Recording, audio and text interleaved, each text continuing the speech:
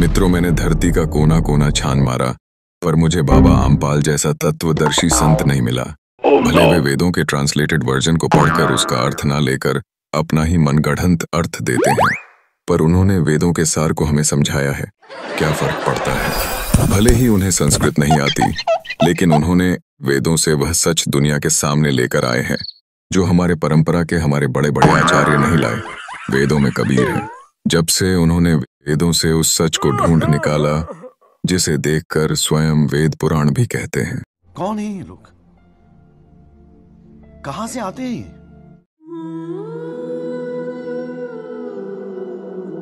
मित्रों, क्योंकि हम शास्त्रों से बहुत दूर होते जा रहे हैं, इसलिए कई तथाकथित लोगों को ये अवसर मिल जाता है कि वे नए नए भगवान बनाए और खुद को भी भगवान का अवतार घोषित करे दे। उन्हीं में से ये स्वघोषित तत्वदर्शी बाबा आमपाल है, जो खुद को तत्वदर्शी बताने के लिए भगवद गीता का सहारा और कबीर को भगवान बताने के लिए वेदों का सहारा लेते हैं। यह वेदों में कबीर शब्द तो नहीं दिखा पाए, तो इन्होंने कवि शब्द को ही कबीर बता दिया। इनका तर्क यह था कि कवि शब्द परमात्मा के लिए नहीं आ सकता।